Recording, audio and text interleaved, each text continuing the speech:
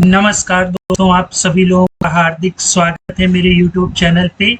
दोस्तों, जैसा कि आप लोगों ने थंबनेल में देखा, आज हम लोग टैली में कैलकुलेटर बनाना सीखेंगे। ठीक है, मैं कंट्रोल एन वाले कैलकुलेटर की बात नहीं कर रहा हूँ। हम लोग फंक्शन का, यूजर डिफाइंड फंक्शन का यूज करके कैसे कैलकुलेटर बनाते हैं उसके विषय में स्टडी, चर्चा और एनालिसिस करेंगे। ठीक है, तो हम लोगों ने पैलिंड्रियम फंक्शन को कल देख लिया था। आज हम लोग कैलकुलेटर फंक्शन को देखेंगे।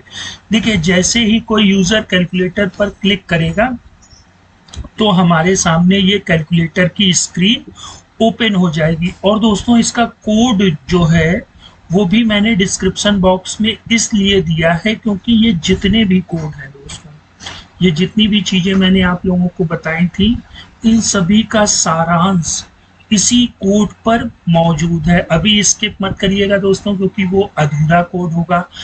पूरा कोड बनाने के लिए आपको पूरा वीडियो वॉच करना होगा। तो देखिए, जो मैं आपको पहले इस कोड का डेमो देख लेते हैं भाई। 4 और ये प्लस और ये 1 और ये इज इक्वल टू, तो ये देखिए 5 आ गया। ठीक है, ये ज़्यादा यूजफुल तो नहीं है, लेकिन अगर हम लोग छोटे छोटे मिनी प्रोजेक्ट किसी भी प्रोग्राम में बनाते हैं, तब हमें उस प्रोग्राम की फंक्शनैलिटी का, उस प्रोग्राम में हम लोग क्या क्या चीज़ें कर सकते हैं, ये अंडरस्टैंड कर सकते हैं। ठीक है, तो मैंने यहाँ पर देखिए, ये पूरा कोड आपको डिस्क्रिप्शन बॉक्स में मिल जाएगा। बस यहाँ पर क्या ऐड करना है जिससे ये रिपोर्ट ओपन हो, ये आप लोगों की जिम्मेदारी होगी। ठीक है, और बाकी फॉर्म, पार्ट, लाइन, फील्ड और जितने भी फंक्शंस वगैरह यूज हुए हैं वो सारे के सारे मैंने यहाँ दे दिए हैं। आपको इस फंक्शन में, इस प्रोग्राम में कहीं कोई प्रॉब्लम हो तो मुझसे जरूर आस्क करिए, मैं आपके क्वेश्चंस का आंसर दूंगा। ठीक है, अब दोस्तों, हम लोगों का बेसिक फंक्शन तो कंप्लीट हो गया है। अब हम लोग इसी में ही अनदर फंक्शन को ऐड करेंगे, अनदर फंक्शन के टाइप को। ठीक है, देखिए दोस्तों, मैंने पूरी कोशिश की है कि आप लोगों को यूजर डिफाइंड फंक्शन समझ में आ जाए। ठीक है, अब फंक्शंस का जब हम लोगों के जो बड़े बड़े प्रोग्राम होंगे, जो अभी मैं कुछ दिनों बाद स्टार्ट करूंगा, ठीक है, तो वहां पर इन सभी चीजों का बहुत यूज होगा। ठीक है, अभी दोस्तों, जैसे ही ये वाला प्रोग्राम फिनिश होगा, मैं आप लोगों के लिए टैली में जो SAP वर्क करता है जिस तरह, उसी तरह टैली में भी हम लोग वर्क करेंगे। ठीक है, टैली और सैप में एक डिफरेंस ये है दोस्तों कि SAP का जो डेटा है वो मल्टी लेयर वर्क करता है, लेकिन जो टैली का डेटा है वो 2 डायमेंशनल, मतलब हमने कोई लेजर बनाया और उसको किसी अंडर ग्रुप में रख दिया।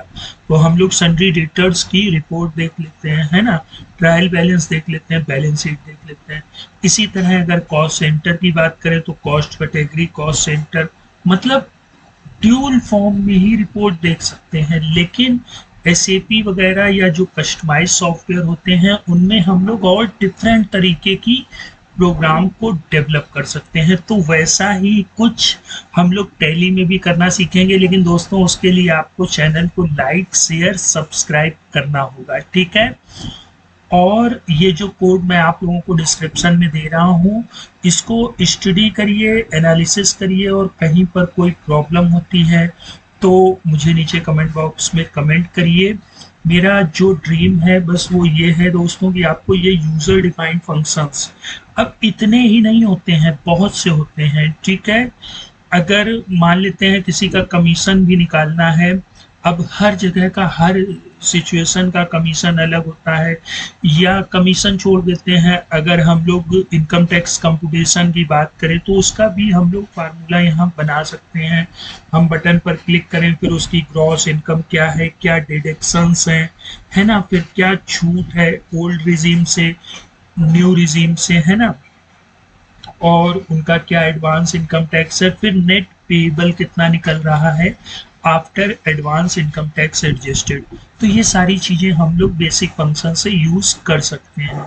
परसेंटेज निकालना, ग्रेड निकालना, है ना, स्कूल में ये सारी चीज़ों का काफ़ी यूज़ होता है। ठीक, तो दोस्तों अब बेसिक चीज़ें तो मैंने आप लोगों को बता दी हैं बेसिक फंक्शन में। अब आपको माइंड लगाना है कि इन सारी चीज़ों से हम लोग और बेटर प्रोग्राम कैसे बना सकते हैं।